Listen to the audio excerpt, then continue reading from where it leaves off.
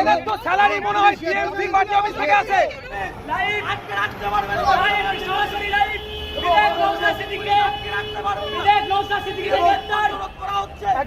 দর্শক, HSC Habib media ও শেখ আলাটি, আমি শেখ হাবিব রয়েছি আপনাদের সঙ্গে।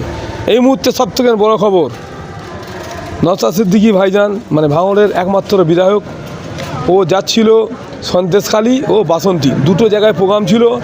সকাল 9:30 নাগাদ মানে সায়েন্স সিটির সামনে ওনাকে আটকানো হয়, আটকে ওনাকে অ্যারেস্ট করা হয়। 5 ঘন্টা সময় নিয়েছে। তার মধ্যে না হলে এখন কিন্তু ফুরফুরা পুরো উত্তপ্ত। এখানে কিছুক্ষণের মধ্যে পথসভা বা প্রতিবাদ মিছিল শুরু হয়ে যাবে। উত্তপ্ত হয়ে গেছে ফুরফুরা শরীফ। কিছুক্ষণের মধ্যে লাইভ চলবে বা লাইভ দেখাবো আপনাদের এখানে। এখন মানে ভাইজান সাফারি সিদ্দিকী ভাইজান কি বলছেন মিডিয়ার মুখোমুখি, তা আপনাদের শোনাবো। আপনারা ভিডিওটি শেষ পর্যন্ত দেখুন, বেশি বেশি শেয়ার করুন, আপনাদের মূল্যবান মতামত কমেন্ট বক্সে জানাবেন। কিন্তু ভাইজান স্কিপ করবেন না, সকলে ভিডিওটা অবশ্যই শেষ পর্যন্ত দেখুন। সিদ্দিকীকে কোনো দিন আটকে রাখতে পারবে না, কারণ এ ক্ষমতা আমার রাজ্য সরকারের নাই। কারণ যেভাবে নওশাদ সিদ্দিকী আগিয়ে যাচ্ছে, জনগণের পাশে দাঁড়াচ্ছে, জনগণের বিপদে আপদে ছুটে যাচ্ছে, জীবনে কোনোদিন আটকে রাখতে পারবে না। আর বিশেষ করে আমি পীরের বেটা হিসেবে বলছি না, ধর্মগুরুর ছেলে হিসেবে বলছি না, আমি এ দেশের নাগরিক হিসাবে, আমি এ দেশের একজন ভোটার হিসাবে বলছি, নওশাদ সিদ্দিকী যেভাবে অন্যায়ের বিরুদ্ধে প্রতিবাদ করছে, যেভাবে জনগণের পাশে দাঁড়াচ্ছে, যেভাবে চুরি ডাকাতি ছিনতাইয়ের বিরুদ্ধে গর্জে উঠছে, যেভাবে আপনার ধর্ষণ, যেভাবে মেরে নেওয়া কেটে নেওয়া, মানুষের লুটে খাওয়ার বিরুদ্ধে প্রতিবাদ করছে, অবশ্যই জনগণ নওশাদ সিদ্দিকীর পাশে আছে। আগামী দিন আরো পাশে আসবে। এরা যত নওশাদ সিদ্দিকীকে চাপার চেষ্টা করছে, জীবনে কিন্তু পারবে না। ছি ছি ছি ছি ছি, এটা একটা আমার রাজ্যের লজ্জা, এটা একটা আমার রাজ্যের একটা দুর্নাম, বদলা।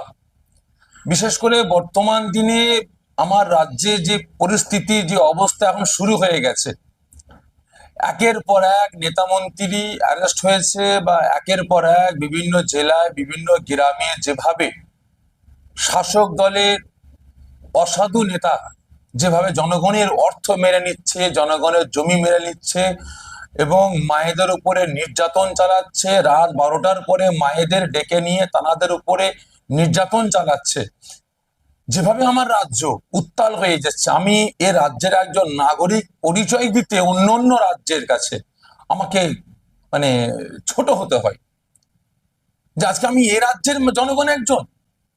বিশেষ করে দীর্ঘদিন ধরে জনগণের আপনার সন্দেশখালী জনগণের জমি, টাকা পয়সা, ভেড়ি ইত্যাদি লুট করে নিয়েছে। যে সকল আসামিরা, তাদেরকে এখনো পর্যন্ত আমার রাজ্য সরকার বা রাজ্য সরকারের পুলিশ প্রশাসন অ্যারেস্ট করতে পারলো না। আজকে একের পর এক আমার মায়েরা ধর্ষণের শিকার হচ্ছেন।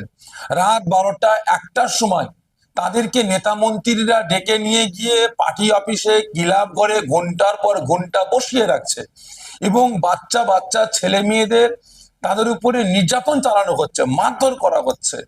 অন্যায়ের প্রতিবাদ করতে গেলে তাদেরকে মারধর করা হচ্ছে। তাহলে এ অন্যায় রোকার জন্য একের পর এক বিভিন্ন দলের নেতা কর্মীরা তারা সন্দেশখালীতে যাচ্ছে, তাদেরকে রোকা হচ্ছে। আজকে বিশেষ করে আমি অবাক হয়ে গেলাম যে আমি কোন রাজ্যে বসবাস করছি। আমি অবাক হয়ে গেলাম যে আজকে নওশাদ সিদ্দিকী দেশ দশকে রক্ষার জন্য তিনি একটা দল তৈরি করেছেন, আইএসএফ দল তৈরি করেছেন। তিনি সেই দলের একজন প্রতিনিধি হিসাবে, কমান্ডার হিসাবে তিনি যাচ্ছেন সন্দেশখালী জনগণের মানুষের পাশে, তাদের দুঃখ, তাদের কষ্ট সমস্ত কিছু শোনার জন্য। কিন্তু তিনি যখন যাচ্ছেন, তেনাকে আজকে অ্যারেস্ট করেছে। পুলিশ প্রশাসন বলছে আপনি 144 ভঙ্গ করেছেন। তাহলে 144 ধারা ভঙ্গ করেছে কোথায়? সন্দেশখালীতে বেশ কিছু জায়গায়, কিছু জায়গায় যেখানে গরম জায়গা সেখানে 144 ধারা আছে, বাকি টোটাল জায়গায় হাইকোর্টের মানে ঘোষণা অনুযায়ী 144 ধারা তুলে নেওয়া হয়েছে। তাহলে নওশাদ সিদ্দিকীকে অ্যারেস্ট করলো কোথায়? সায়েন্স সিটির কাছে। তাহলে সায়েন্স সিটি থেকে আপনার সন্দেশখালী নানা করে প্রায় 60 থেকে 70 কিলোমিটার রাস্তা। তাহলে 70 কিলোমিটার আগে তেনাকে অ্যারেস্ট করা হলো। তার মানে কি নওশাদ সিদ্দিকী কি ভয় পাচ্ছে? নওশাদ সিদ্দিকীর যেভাবে জনবল বাড়ছে, নওশাদ সিদ্দিকীর পাশে যেভাবে হিন্দু, মুসলমান, দলিত, আদিবাসী মানুষ নওশাদ সিদ্দিকীর পাশে চলে আসছে, নওশাদ সিদ্দিকীকে সাপোর্ট করছে, এটা কি ভয় পাচ্ছে? আমার তো মনে হচ্ছে ভয় পাচ্ছে। না হলে এভাবে নওশাদ সিদ্দিকীকে অ্যারেস্ট করতে পারতো না। আজকে আমার রাজ্যের শাসক দলের নেতারা তেনারা গেলেন, দমকল মন্ত্রী থেকে নিয়ে আরো অনেক তাবতাব নেতারা সেখানে গেলেন, গিয়ে জনগণের পাশে গেলেন, জনগণের কথাবার্তা শুনলেন, জনগণের বাড়িতে গেলেন, কারো বাড়ি চা খেলেন, কারো বাড়ি ভাত খেলেন, কত কি করে নাটক করে চলে আসলেন। কিন্তু বিরোধী দলের মানুষেরা, সে সিপিএম বলেন, কংগ্রেস বলেন, আপনার আইএসএফ বলেন, বিজেপি বলেন, যতগুলো দলের মিম বলেন, কর্মীরা যখন যাচ্ছে তাদেরকে রোকা হচ্ছে, কারণটা কি? তাহলে ডালমে কুচ কালা হয়। তাহলে নিশ্চয়ই ওখানে কিছু একটা জিনিস গোপন আছে নাকি? ওখানে কি হিরে মতি মুক্তা আছে যে অন্য অন্য দলের লোক এদের যেতে দেওয়া যাবে না, তারা গিয়ে ওখান থেকে নিয়ে চলে আসবে, তারা ওখানে গিয়ে ভান্ডা ফাটিয়ে দেবে? তবে হ্যাঁ, আজকে অন্য অন্য দলের মানুষ যদি সেখানে যায়, সন্দেশখালী মানুষদের পাশে গিয়ে দাঁড়ায়, তাহলে হয়তো সন্দেশখালী মানুষেরা শাসককে ভুলে গিয়ে তাদের হাতে হাত দিয়ে ফেলবে, এই ভয়ে মনে হচ্ছে অ্যারেস্ট করছে। তবে যে অন্যায়, যে অরাজকতা শুরু হয়েছে, অবিলম্বে যদি আমার রাজ্য সরকার এগুলো বন্ধ না করে, যারা প্রকৃত দোষী তাদেরকে এখনো পর্যন্ত অ্যারেস্ট না করে যদি এভাবে যদি বিরোধী দলের নেতা নেতৃত্বগুলোকে অ্যারেস্ট করে, বিশেষ করে নওশাদ সিদ্দিকীকে যদি অ্যারেস্ট করে রেখে দেয়, তাহলে আগামী দিন সামনে আপনার এই 24শে এপ্রিল মাসে ভোট আছে, জনগণ কিন্তু তার জবাব অবশ্যই দিয়ে দেবে।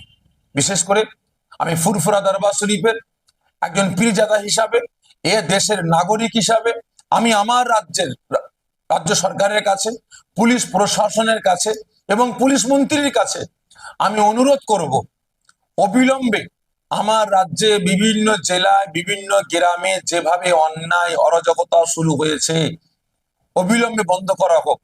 না হলে বেশ কিছুদিন আগে আমরা রাস্তায় নেমেছিলাম অন্যায়ের প্রতিবাদে, আগামী দিন কিন্তু আমাদের রাস্তায় যেতে নামতে না হয় তার ব্যবস্থা আপনারা করুন, দোষীগুলোকে অ্যারেস্ট করুন, আর না হলে আমরা কিন্তু আগামী দিন রাস্তায় নামতে বাধ্য হব।